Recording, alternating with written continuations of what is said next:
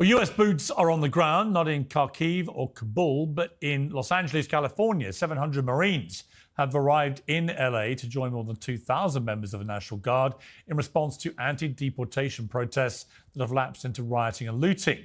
Many of the protests have been peaceful, but many have not. The scenes of burning cars, blocked freeways and looted stores, much of it under the banner of the Mexican flag, play right into the hands of President Trump. He tore into the state's leadership in a speech at Fort Bragg to mark the Army's 250th anniversary. Before going further, I want to say a few words about the situation in Los Angeles, California. Have you heard of the place? Where I've deployed thousands of National Guard troops and hundreds of Marines to protect federal law enforcement from the attacks of a vicious and violent mob. And some of the radical left, they say, oh, that's not nice. Well, if we didn't do it, there wouldn't be a Los Angeles. It'd be burning today, just like their houses were burning a number of months ago. Well, the Californian governor, Gavin Newsom, who would quite like to be America's next president, is attempting to block the deployment of troops by court order. The Trump administration said it will arrest anyone who blocks its immigration enforcement, including Newsom, if necessary, to which he gave this appropriately Hollywood response. He's a tough guy. Why doesn't he do that? He knows where to find me. But you know what? Let your hands off 4-year-old girls that are trying to get educated. Let your hands off these poor people who are just trying to live their lives, man. Trying to live their lives, paying their taxes, been here 10 years. The fear, the horror. The hell is this guy? Come after me, arrest me. Let's just get it over with. Tough guy. You know, I don't give a damn. Tough guy. I don't give a damn. The Academy Award for Political Opportunism goes to, you can fill the blank yourself. Well, the current LA riots are nothing like 1992 with the Rodney King riots. They're nothing like BLM following the murder of George Floyd in 2020. And they're nothing like the Capitol riots on January the 6th either. This is a few square blocks of violent disorder in a city of 469 square miles. The chaos began on Friday after the arrest of 40 suspected illegal immigrants in a city of 4 million people. There will be cases of heartbreak and injustice wherever ICE tries to enforce mass deportations. That much is clear.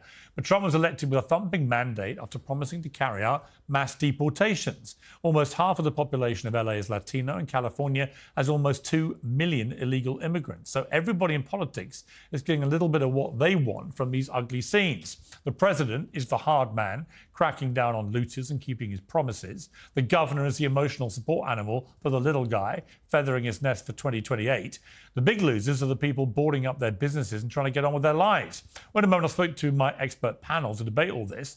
But first, I'm joined by Phil McGraw, host of Dr. Phil Primetime on Merit TV, who's been in Los Angeles with ICE agents ahead of the immigration race. Dr. Phil, great to have you back on Uncensored. Just give me an overview, Phil, about what is going on in Los Angeles and where your biggest sympathies lie. Pierce, it's good to talk to you again. And once again, I think the mainstream media, the legacy media, they're just ignoring the facts here. They're really wanting to inflame the situation. They're not wanting to inform people about what's really going on. And I'm really not sure what the objective is of the mob here. I listened to a lot of the speakers on microphones last night, yesterday, really since this all started. And they're demanding the release of the people that were arrested. Surely they can't expect that to happen. I mean, what would happen if the federal government just said, hey, okay, all right, you guys are upset, so we're going to open the jail and turn all of these people that were arrested, lawfully arrested, we're just going to turn them loose. And among those they would be turning loose are drug traffickers, those that are accused of domestic violence, one with a indictment for second-degree murder, a 55-year-old illegal alien from the Philippines convicted of burglary, sexual penetration with a foreign object, assault with intent to commit rape, a Mexican national with a rap sheet that includes shooting up a house and a vehicle with people in them, willful cruelty to a child, driving under the influence, an illegal alien from Vietnam with a criminal history that includes conviction for second-degree murder as well. So I'm not sure what they're expecting to happen here. Surrender? To just say, hey, we give up, we surrender. You guys don't like the laws that your elected officials passed, so we'll turn everybody loose. This is a ridiculous position. It seems to me, looking from afar, I'm in the UK at the moment, that and I've got a house in LA, as you know, and spend a lot of time there. It just seems to me that Trump is doing exactly what he said he'd do. He said, I'm going to do mass deportations of people in the country illegally, and he was focusing in the campaign on criminals, so people who committed crimes who are in the country illegally. And I think most Americans I've spoken to have absolutely no problem with people who are in America illegally in the first place, who are then committing crimes and are caught committing crimes, of those people being thrown out of the country. There's unanimity about that. It gets more complicated. I mean, Gavin Newsom talked there about a 4-year-old girl, and that's one of the stories you get, where you get people who, by association, perhaps to illegal people who commit crimes, they get thrown out too, or they're there illegally, but they haven't committed crimes while they've been in the United States, and they built, maybe as Newsom said, a 10-year life, and they've paid taxes and so on. And then you have the dreamers, obviously, who were born in the United States to illegal immigrants and so on. It's complicated, this. What is your view generally about who should stay and who should go? Well, listen, it really, I listened to Gavin Newsom speak about that, and I have several thoughts about what he had to say. First off, I don't care how he feels. I barely care how I feel about this. It's not a matter of opinion. We are a country of laws, and laws are not suggestions. They're not guidelines. They're not optional. They're not Monday, Wednesday, Friday, one week, Tuesday, Thursday, Saturday, the next week. These are laws, and they were passed by Congress. And the people in Congress were elected by those people in Los Angeles. They have representatives in Congress that pass these laws. And once those laws are passed, are they not to be enforced universally across the board? They're not. They're not optional. And the people they're attacking had nothing to do with it. These ICE agents. Do you think anybody asked a single ICE agent, "What's your opinion of the law?" They're hurling rocks at the heads of these ICE agents. And so they're going after them. They had nothing to do with this. But again, Phil, what I would say to that, just to jump in, what I would say to that is, I've watched those scenes and they're utterly horrific. And the people doing that, they're trying to kill people, right? So I would absolutely charge them with attempted murder. You throw a rock at a passing car and smash the windows, you're trying to kill that person, in my estimation. I don't think anyone's got any problem with people doing that. If they're there illegally, then throw them out of the country. But what about the people who are not criminals, whose only crime, and it is a crime because if you enter the country illegally, you have entered the country illegally, you've broken the law. But do you think it's enough if that is your only crime, i.e. you're there illegally to start with, if you built a life, you have a family and so on, is that enough to be seized off the streets by ICE and deported, in your opinion? Tax Network USA is proudly celebrating the birthday of the United States. Today's sponsor wants to mark that occasion by honouring freedom, resilience and financial independence. And they're putting their money where their mouth is. All of their services are available with 10% off through to July the 4th. And if you're dealing with back taxes or you miss the April deadline, the penalties could add up very quickly. The IRS is stepping up enforcement, but the specialists at Tax Network USA can help you. Whether you're self-employed, a business owner, or your books are just a bit of a mess. Your consultation is free, so take the first step now. Call 800-958-1000 or visit tnusa.com/peers. 10% of all services through July 4th. taxnetworkusa.com/peers. In my opinion, that's the law. And listen, Thomas Sowell was speaking, someone that I admire greatly, was speaking about this just a few days ago. I listened to him talk about this, and he said it very well. He said, nobody questions the humanity of most of the people that have crossed the border, even illegally, that there are some good people there, some family people there. The Hispanic population is, by and large, their culture is very family oriented. So no one is questioning the humanity of those people, even if they cross the border, but that doesn't make them immune from the law. If you are here illegally, Tom Homan has said it very clearly. There's an app that you can go to that says, look, self-deport, take yourself out of the country if you're here illegally. They give, if you register there, they give you time to get your affairs in order here. They give you a plane ticket to fly you back to where you came from when you entered the country illegally. They even give you $1,000 when you get on the ground back where you came from to help you get your feet under you there. But if you stay here and you are arrested, they have to find you, arrest you, process you, and send you out. You face bars.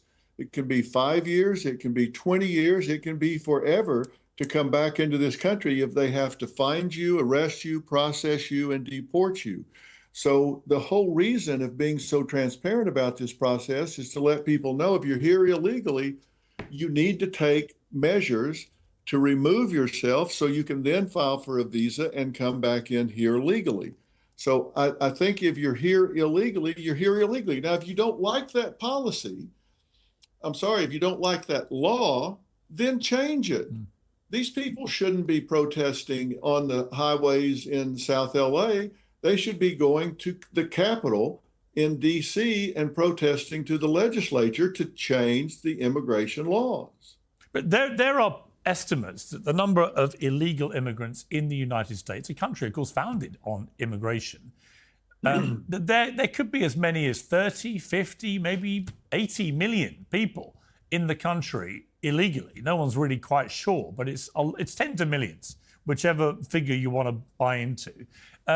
Would you be happy, Phil, given that a lot of those people have settled in the United States for many years, had kids maybe in the United States, got a job, paid taxes, contributed to society, maybe doing a lot of menial work that is very important to keeping America running. Would you be happy if literally all of them were deported as a matter of principle? I think we would be in a serious crisis if everyone left this country. And I think we need to address that. I think we need to address that in the legislature. I mean, clearly, this is a country of immigrants, some legal, some illegal. And if we have dysfunctional immigration laws, then we need to call an immediate session of Congress, address this, and find a way to get visas for these people, work visas, whatever kind of visas, or get the immigration courts unstopped. They're stopped up right now. Get that blockage out of the way so you can actually process people. But the reason they're stopped up for 7, 8, 9 more years is because all the people that have filed for asylum when they didn't have a good case for asylum. And when they get there and it's denied in the vast majority of cases, then they're given an order to leave and they don't. So they overstay, but they clog the courts up so people that have legitimate reasons don't ever get a chance to have their day in court. I don't think our immigration laws are functional, but those are the laws right now, Pierce. And what do? How do you, these laws aren't optional. They're not suggestions. How do you decide that you're going to enforce it for this person, but not that Well, I think person? that's the big question, isn't it? I mean, I that's why I think, funny enough, if Donald Trump, through his team, including Tom Homan, I think it's a very impressive operator, actually. But if they had made it clear that the first raft of deportations were going to be exclusively restricted to people who were in the country illegally who had committed crimes, I think they would have had universal support from everybody. I think it's the fact that so many are being deported at such a rate that inevitably certain people are falling through the cracks here who have not committed any crimes, who may have built a life for themselves in the US, living the American dream in many ways, right? Albeit coming in illegally. I think people feel more uncomfortable about people like that being deported than they would if they were actually people committing crimes? Well, let me tell you what's happened here, because I've been fairly close to this, as you know, and they had three primary objectives. One was to close the border, and I think that's been effectively done. Yes. I mean, the illegal crossings amazingly successful, yeah. And Trump isn't getting nearly enough credit for that. And number two was the worst first. Let's get the violent criminals out of here. The TDA, Trinidad, let's get them out of here. MS-13, let's get the gang members, those that are, and typically they start out by victimizing their countrymen. That's where they go first because they've got the bluff in on them. And so they start victimizing their own countrymen. And then third is find the missing children. There are a minimum of 300,000 missing children. Now, some of them have found their way to family and they're safe, but an unsettling number are being sex trafficked or they're into forced labor, and they need to be found, helped, given services, medical, psychological, sociological, and reunited with their families. So those are the three prime directives. But here's what's happening. In sanctuary cities, where they refuse to cooperate with ICE, where one agent can go in and arrest one detainee that's in jail, they instead have to do a complete operation to arrest this person on the streets. And when they go in, say, to an apartment where maybe there are 8 or 10 people living, they're going to check who they're with. And if those people are simply here illegally but haven't committed a crime, they're not going to say, oh, well, we'll overlook that. You're here illegally. By law, they have to detain them and take them in for deportation. They're creating that which they fear the most. They're forcing the agents into the community to deal with people that maybe aren't violent criminals. So they're creating that which they fear the most. And look, the mainstream media is not reporting the facts. What happened in LA and what happens in most of these situations are interagency situations. In LA, this was a multi-agency situation. There was a search warrant issued by a federal judge against a company that is alleged to have undervalued imports, some counterfeit, by $80 million. They had underpaid their tariffs by an estimated $17 million. Half of their workforce were illegal immigrants. And so when they go in to serve this search warrant on this alleged criminal enterprise, these illegal aliens get caught up, these illegal immigrants get caught up in that sweep of this criminal enterprise. So they get arrested. Nobody's reporting the fact that this was a interagency operation. And now, not every agency was involved, but U.S. Marshals were there, FBI was there, ATF was there, ICE was there.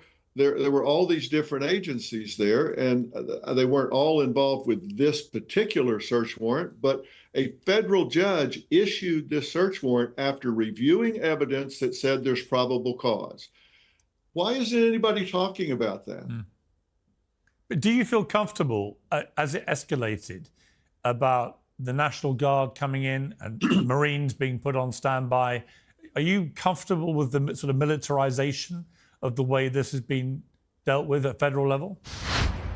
Dry skin, deeper wrinkles, and crepiness are just a few of the visible signs of aging. Also, I'm told. Fortunately, today's show is sponsored by OneSkin. Their topical supplements are designed to help your skin feel and behave as if it's younger, a bit like this. Founded by an all-female team of scientists, OneSkin is the first and only skin longevity company to target cellular skin aging with their proprietary OS1 peptide. It's scientifically proven to decrease lines and wrinkles, boost hydration, and help with thinning skin. More than 4,000 people have given 5-star reviews for their full line of face, body, sun, and travel-size products. OneSkin believes that skincare is not just to improve how you look, but how to optimize skin biology at a cellular level. Well, we've teamed up to give you a 15% discount with the code PEERS, P-I-E-R-S, at checkout. Just go to oneskin.co. That's co with no M, oneskin.co. riot.co. The federals aren't out there to run an operation over peaceful protest. They're out there because Gavin Newsom and Karen Bass have not done their job, and they aren't controlling the streets. When you've got people that are looting and attacking law enforcement officers, and you've got the governor and the mayor of Los Angeles who are not doing what they swore to do, which was uphold the Constitution and enforce the laws of the land, then what are you going to do? Now they do need somebody to come in and bolster efforts to get this under control. I don't think they should allow people to turn this into 1992. I don't think they should allow, this city has had enough hell. You have a home there, I have a home there. We should not let these fringe groups, and I don't think these are all spontaneous. I do think activists are coming in and ginning this up. I don't think that should be happening. I mean, look, this isn't good for America. I mean, what are we, dummies? They're hoping that they will burn this city to the ground. They're hoping they will sow discord. This isn't pro-America. We've got people that are pushing this that hope that this deteriorates the city and tears it down. That's not pro-America. We need to wake up and smell the coffee here. Yeah. Finally, Phil, I can't let you go without you imagining for a moment on your globally renowned show that you had two guests, one Donald Trump, one Elon Musk, two extremely successful people, very rich people who had a very intense and very close mutually beneficial relationship and then a spectacular falling out. And this morning we wake up and Elon Musk has said he regrets some of the things he tweeted or posted on his own platform, X, about Donald Trump last week, saying that his name is in the Epstein files, that's why they're not being released, saying he should be impeached and so on. I'm assuming those are the ones he wishes he hadn't now sent. What do you make of this? And in your experience of human beings, how likely is it, and you know Donald Trump well, you know Elon Musk, I think, how likely is it they'll be able to patch things up? Well, I think they will patch things. I think they are patching things up right now. But, you know, how often have people said, seemed like a good idea at the time? Man, I've said there should be some kind of, I've often said there should be a breathalyzer on our computers. And I think there should be at least a wait period. I don't think either one of them were intoxicated when they did this, but impulse control gets the best of us. And I tell you, when I write something out, when I do a post on any of the social media, it's good to sleep on it and look at it the next morning. It seems like a real good idea at 2:30 in the morning when you're all pissed off, and then the next morning you go, "Oh, I'm glad I didn't hit send on that button." Well, apparently Elon Musk sent his mea culpa at 3 o'clock in the morning. So I don't think he's getting much sleep at the moment. No, probably not. But listen, these are two really intelligent individuals. I don't think everybody agrees with everything they do, but I do think they want good things for this country. And I certainly think they've started to mend things. Are they ever going to get back into what people called a bromance? Look, when this thing started, you can't have two bulls in the ring. You can't have two number ones, two alphas at the same time. That's destined. I mean, Lassie can figure out this is not going to work. This is not going to work for very long. So yeah. I think it was kind of inevitable, and also inevitable, I think, that when Elon calmed down, he realized you're not going to win a battle like this with the President of the United States. You might be the most successful businessman on planet Earth, but he remains the most powerful man in the world, Donald Trump, and that will always prevail, I think, in a spat like this. I think so, and I hope they work it out and get along. I would certainly counsel both of them to say, hey, take a break. Forgiveness, there's a lot of power in forgiveness, and I hope both of them will listen to that and find a way back to working together, because I think they've done some good things together. Yeah. Dr. Phil, great to have you back on Uncensored. As always, speaking so much sense. Much appreciated. All right, take care, Piers. You're doing a great job as usual. Let's debate this now with my expert panel. I'm joined by the businessman, Stephen Klubeck, who's running to replace Gavin Newsom as the Democratic governor of California next year. The Riverside County Sheriff, Chad Bianco, who's also going to run for governor as a Republican. And political commentator, Kaizen Asiedu, who's been at the protests this week. All right, let's start with you, Kaizen. I just spoke to Dr. Phil, who painted a pretty detailed picture of what is going on there. His view is that the protesters, the rioters, are the ones who are actually causing violent damage and so on, that they are reacting ridiculously to what has actually happened here. What is your view from the ground? So, first of all, violence is always ridiculous. It's not a way that we get things done in civil society. So it doesn't really matter what the circumstances in. These people shouldn't be getting violent. That said, I think what's happening is people are conflating two different groups of people. There are people who are peacefully protesting, and I got to check that out myself in person on Sunday at a pre-planned organized protest at City Hall. And then there are people who are rioting, who are vandalizing things, who are torching cars, who are throwing bricks at police officers. There's a lot of confusion about what percentage of the audience is the former versus the latter. But to be clear, the latter should be dealt with a hard line, because that's not how we do things in this country. And that would be certainly my view. Stephen Klubeck, you want to be Democratic governor one day here. How do you think Gavin Newsom's been handling this? Well, look, I think first off, the president and Tom messed up. They didn't create a perimeter. I mean, just as they did when they took down Diddy, they created a perimeter. They used DHS, HSI. I've worked with State Department, HSI, CBP, DHS. They always create a perimeter in a safe environment. You got to protect these officers and the civilians around us. By the way, Sheriff, you've been at my house. Why are you wearing your uniform and running for sheriff? That's against California law and election law. I'm just curious why you're here. You were with civilian clothes with me last time. Sheriff, you want to respond? Yeah, that's hilarious that you're going with that argument, but whatever. Whatever. I'm the sheriff of Riverside County. But thanks for bringing that up. You said you're running for governor, so you here running for governor, or are you here as a sheriff? What are you here as today? It's going to be both, and California is realizing, based on what we're seeing on TV, that we're absolutely sick of millionaires and billionaires and politicians creating instances where I'm not a politician. I follow the law. Obviously, you don't. I'm not sure what we were brought here for, but we've already dealt with this ridiculous allegation of unlawfulness with a sheriff uniform, but this is absolutely silly if we're talking about this. Well, to be honest with you, I didn't actually know that this was going to be raised or is an issue. But just to be clear, Stephen Klubeck, what is it that you're alleging about Sheriff Bianco?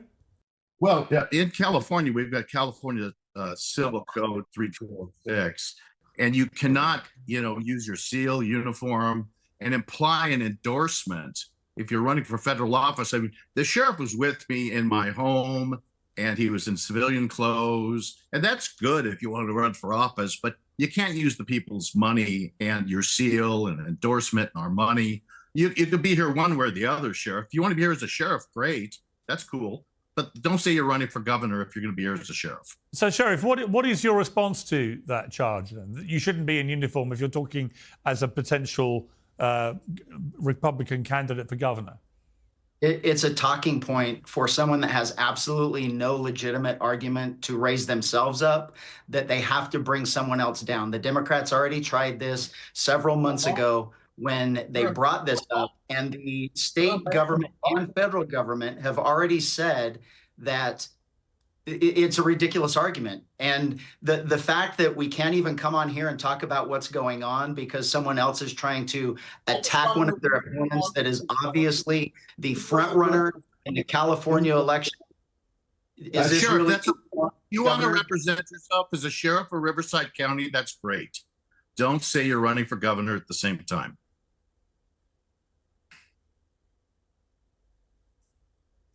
I'm the sheriff of Riverside County, who will be California's next governor. Okay, look, let's move on. Let's move on from this. People can make their own minds up about whether they think it's appropriate or not. Sheriff Bianco, what is your view of what has been happening in Los Angeles, and in particular the way that it's been handled at state level? Well, it's a complete failure at the state level, and it's been handled. I wish it would be a mandatory listening, your previous segment with Dr. Phil, because that was awesome.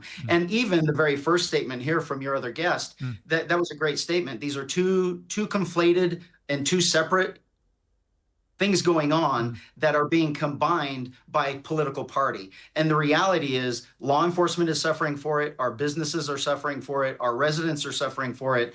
And this is being used as a political ploy and a political tool for different sides to just argue against each other and create more of a divide within the public that we're all supposed to be serving. I mean, I think we'd all agree that violence is completely unacceptable, and we've seen a lot of that. The Democrat attempts to try and play down the violent aspect of this, I think, is disgraceful. It's pretty obvious when you're seeing people torching cars, looting shops, throwing rocks at cars as they speed past, which could kill people. This has been a very violent series of events in Los Angeles. But let me ask you, Kaizen, about the bigger picture, I guess, behind all this, which is ICE, immigration, deportation, who should be deported, how fast they're doing it, and so on. Dr. Phil painted, like I say, a pretty detailed picture of why he believes the federal government is acting entirely not only within its rights, but also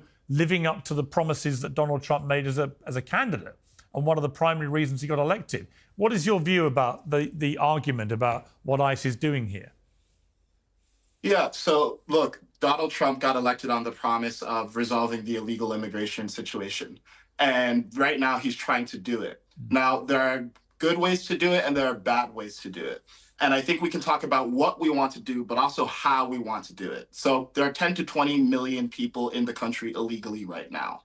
That's a lot of people to deport by force. So the question is, how can we effectively deport this many people if we even agree that we should? And not the whole country agrees, but the president was elected to do that.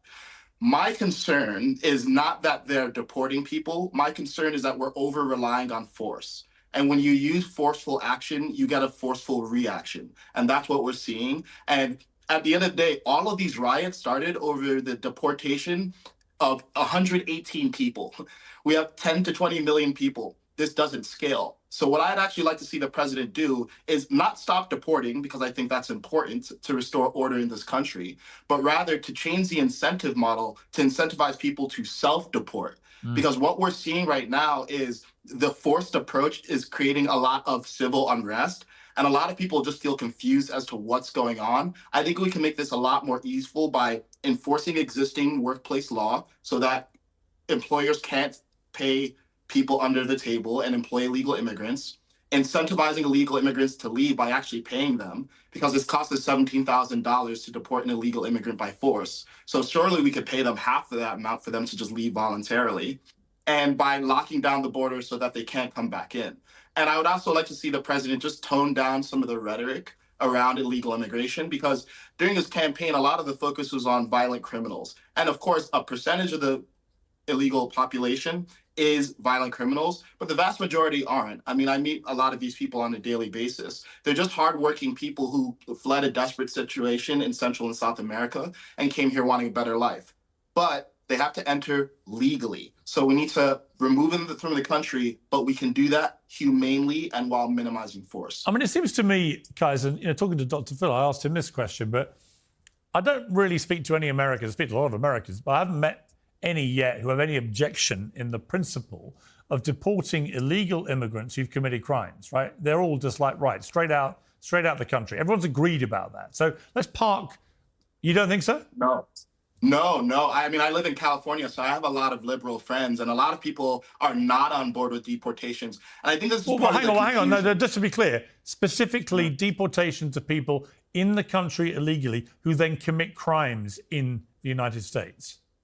Yes, I think people are on board about that. Right. So I think we should park that category of deportation targets to one side, because it seems to me everyone's pretty well agreed that in principle that is fine. It gets more complicated when you have, for argument's sake, someone who came in the country illegally 10 years ago, has now had family in the United States, has got a job in the United States, is paying taxes in the United States. What should happen to that person if they get caught up, for example, in an ICE raid in the neighborhood, and then it turns out they're there illegally? How do you feel about that person being deported? Mm-hmm. Yeah, and this is the thing that I think everyone was dancing around during the election.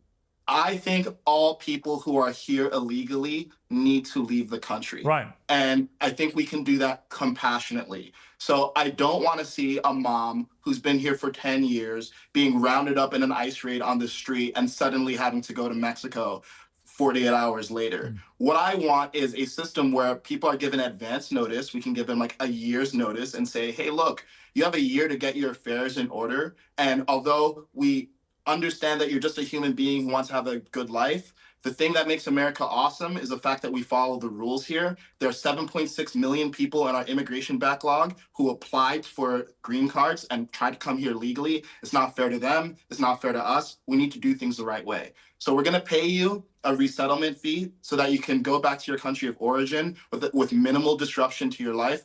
But you do need to go. And is that going to be expensive for American taxpayers? It is, but that's also the cost of restoring the perception of fairness and order in this country, which is something that we've lost, and I think why we're so divided. And if we don't figure out a way to resolve this, it's going to continue to be a political talking point every 4 years. And aren't we all tired of this? Yeah, I agree with you. Stephen Klubeck, I mean, Trump has had a massive success on the southern border, for which I don't think he gets enough credit. You know, reducing the number of people coming in illegally on that border by 96% in his first 3 months is a stunningly successful achievement, which should be applauded by people from all sides of the political divide. I mean, just to start with, do you applaud him for that? A+ for that, but we had a beautiful bipartisan bill in 24 that would have solved 80% of these issues. 80%, there would have been a true pathway to citizenship. We would have had a strong border. Trump absolutely hijacked this. It was a great, beautiful bipartisan bill. Okay. We've got people that need to be adjudicated quickly, that have been in the system a long time. Hire the necessary judges, get pro bono counsel, get people on the rolls properly. And you know what? Kick the criminals out. Simple. Right. So you say it's simple, but you ended by saying kick the criminals out. But do you categorize somebody who's in the country illegally as a criminal? If you did not fill out your paperwork properly, okay, immigration is so complicated, Pierce. And by the way, I admire the way you handle yourself. Immigration is very complicated, okay? And you have to understand there's such thing as asylum, correct? Right. There's proper immigration, correct? Yes. There's visa policy, which has many facets to it. There's visa waiver for those that come into the country for visitation. There's proper visa application for farm workers, day workers. People like me. I'm on a visa. Yeah.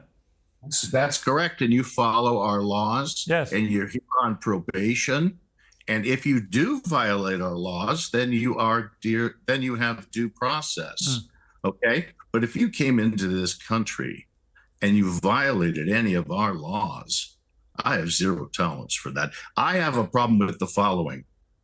I have a problem with the way the Trump administration came in under the cloak of darkness or the day of light without telling the governor in advance to set up a perimeter and give the governor a chance to give the officers safe harbor to do what they needed to do. That's where I've got the problem. But just before I go to the sheriff, just to be clear, do you view people who are in the country illegally as criminals? If you violate any law in the United States of America... Well, I'm talking about the mere fact they've entered the country illegally. Through our porous borders? Well, just if they've come into the country illegally. If you come into the country illegally, if you're here and you overstay your visa waiver, you are here illegally. If you're collecting money on a visa waiver, you are collecting money illegally. You are subject to due process in the court of law. Okay. Sheriff Bianco, this whole incident in LA has magnified what is going on with the Trump immigration policy. You know, I thought that Kaizen articulated it very well, what a potential way to resolve this is. What did you think of what he said? Do you have a better plan? I think what he said is exactly spot on. I think that's the voice of reason. That's the voice of common sense. And what we're talking about here is completely riotous behavior that is being allowed and has honestly been enabled over the last 10, 20 years of this progressive rule that is anti-public safety. And this was being allowed to exceed what it should have been done over days because there was no action. You have the largest two law enforcement agencies in the country that were being overrun to where they had to call for help, for backup from the 4 surrounding counties, and we had to send reinforcements in. The beauty of having the federal government there, the National Guard and now Marines, they're not there yet, but they're going to be, is they are protecting those buildings. So now we can go out and stop this riotous behavior that's going on. The fact that you have politicians speaking out in their own political, trying to make this political for their own benefit, the rest of us are suffering for it. The law enforcement is suffering for it. The people that are here illegally or not, that are residents of our communities, we're the ones suffering for this, all while the politicians are sitting arguing and pointing fingers and pointing blame to say it's your fault, so go ahead and elect me or elect me again. And the reality is you have common sense approaches that this started because absolute criminals with deportation orders were going and being targeted, and then this escalated into what we're talking about now. This isn't about the 4-year-old that somehow got deported. This is about violating our laws. It is victimizing the rest of us, and the politicians are making this happen. I would be willing to bet that if Case and I sat down at a table with maybe a handful of other adults, we could solve the immigration process, because it's going to take compassion. It's going to take the rule and the order of law to make all of this happen. But it's going to take absolute adults that have nothing to do with politics in order to fix this, because every single politician is using this and has been using this for decades for their own benefit during election cycles. All right, Stephen, I can see you remonstrating. We couldn't hear what you were saying, but I just want to respond to that. Yeah, Sheriff, you know, look, I sat with you. You're a good guy. You're a patriot. I get it. You would never send your officers into a situation where they would or could get hurt. And that's where I've got a serious problem here, because Tom just sent his folks in there without any coordination. He could have picked up the phone and called Governor Newsom and said, hey, look, This is the problem with this, Piers. He has absolutely no idea what he's talking about. I know what this plan is. I know what the plan was. I know what they were doing. So did every other law enforcement leader. We have politicians or people wanting to be politicians that are making up things for their own personal benefit in their own head and their own opinions that are not fact. And that is where Tom called Gavin Newsom and said, I'm coming in. Gavin Do you Newsom know that for a fact? Do you know that for a fact? Did Tom call you? Did Tom call you and say, hey, I'm coming into LA? Sheriff Bianco, I'm coming into LA. Did he do that? His people did. That's the cooperation of law enforcement. And when people who have absolutely no idea what they're talking about decide to have opinions like the facts, we get into these positions. And talking over people while they're talking, answering you, and because you don't want to hear the answer, that's why. No, I do want to hear the answer. You're diverting. You're diverting. Did Tom call you? Yes or no? Tom shouldn't call me. The people that were operating called me. What about it? This is proof that you know nothing about what you're talking about, and this is politics destroying everything. You have no business managing this. The governor has no business managing this. People. The governor certainly does when it comes to posse comitatus. It certainly does. Do you know what posse comitatus means, Sheriff? I'm not sure you do, but Piers, Oh, come on. I do. We're talking about Yes, I riots do. in LA, and we're talking about an issue that is being Well, my problem, I actually don't have as big a problem as some people seem to with the use of National Guard or even the use of Marines if it comes to it. If there is a general belief that the officials on the ground have lost control, okay, then the federal government needs to step in. I can see the argument either way on that. But let me ask you, Kaizen, about this. A lot of people are uncomfortable about that. They do feel that it's an excessive use of federal firepower and a kind of creeping militarization that you would normally see associated with some kind of fascist state. What do you feel about, in particular, the deployment of National Guard and potentially hundreds of Marines? Here's Yeah, well, whenever the This is for Kaizen, sorry. I'm sorry. Whenever the executive uses their power, there's a risk that they overuse it, right? And the question is, in this specific incident, was the use of the National Guard justified? And I believe it was. I mean, what happened was on June 6th, the riots started to break out. On June 7th, they called in the National Guard. On June 8th, the LAPD chief said that they were overwhelmed. And the morning of June 8th, 300 National Guard arrived. And then June 9th, more people arrived. And given that last night we just had a curfew instated in LA, it looks like this has been a big enough problem that we needed backup. So I'm glad that there's backup here. And obviously, I want to make sure that Trump doesn't go too far. And it's not without precedent to use National Guard to quell unrest. And frankly, as someone who just lived through the LA fires and saw how poorly that was managed by Karen Bass and Gavin Newsom, I'm actually glad that the president stepped in because I don't have a ton of confidence in local leadership to deal with these things. That said, I think Gavin Newsom has made a good point, which is, hey, the president has been fomenting the kinds of conditions that can become inflamed very quickly in his rhetoric and the forceful ICE raids. And to clarify, the particular raids that happened on June 6th were actually not immigration enforcement actions. It was about busting cartels, but they happened to find some illegal immigrants and they arrested them. That said, this brings me back to the bigger point, though, which is we've created an environment where stuff like this is going to happen. The more that we keep on pounding the table about violent criminals and rapists and drug dealers and honestly demonizing the entire illegal immigrant population, the more that people are going to react when they see ICE suit up in LA. So I think we need to just take down the rhetoric, have a plan that's more focused on incentives rather than force, and then we don't even have to be in situations where the president needs to deploy the National Guard. But there are situations where it's needed, and I'm glad that he did here. All right, Stephen Kluber, I mean, do you accept that there are circumstances where you do need to deploy National Guard and, if need be, Marines and the way that's been done, even if you don't think it was appropriate here?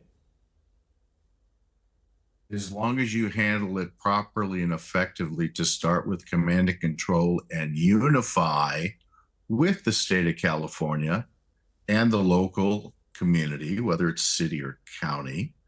And if they don't want to cooperate, yeah, then bring them in. But give them an opportunity to cooperate. I don't believe for a moment they picked up the phone and spoke to the governor. I don't believe that. And you all can think what you think, but I know that's not true. This is Vendetta City here. Instead of unifying and working together, let's work together. It's not California versus Donald Trump.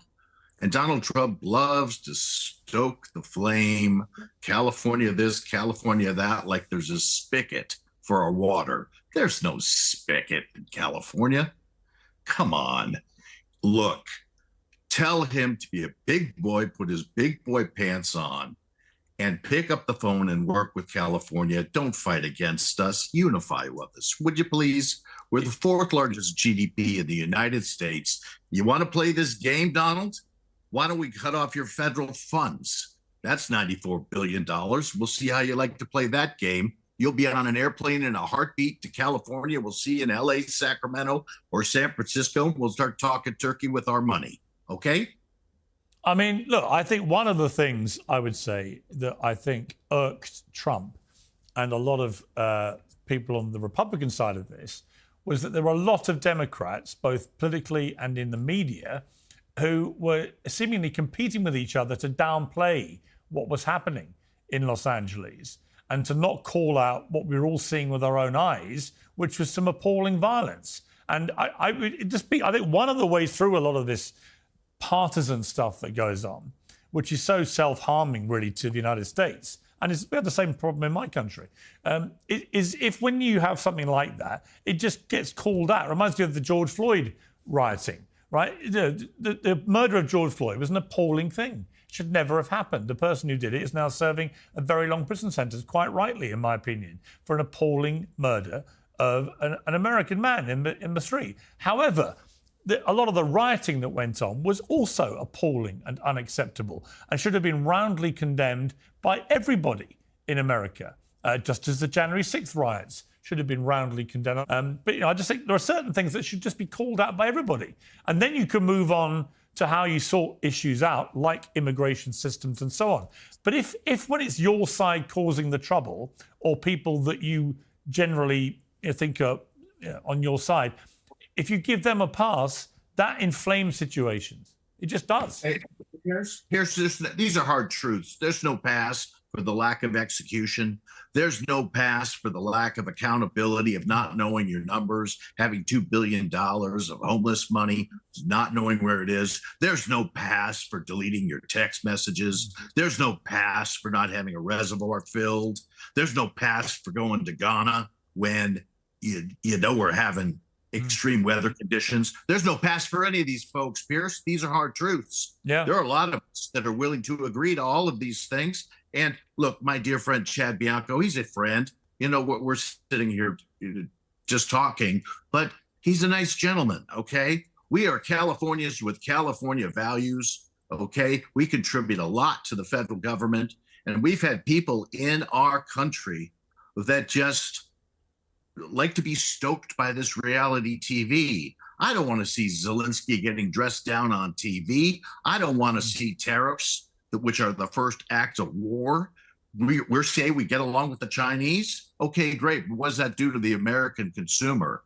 We're talking about real important things, family first, us, eggs, bread, milk, cheese, gas, proper immigration, hard truths. Okay, the customers of America need to get more than they bargained for. Okay, we're paying a lot of tax dollars. Kaizen, you've got your hand up. I actually want to give you the last question, which is simply this. Which of these two men, if you had a choice between the two of them to vote for as a California resident, which one would you vote for? I don't know either of them, but based on what I've seen today, I would vote for the sheriff. I think he comported himself in a way that we need to see our leaders do more. I think he was more respectful in the dialogue. And I think it actually goes to what you said, Piers. Like, we just need to go beyond sides and partisanship. It's really exhausting. And we're choosing partisanship over principle. And we get into these situations where the left is not dealing with violence and the right is allowing any rhetoric to be permissible because they're responding to the left.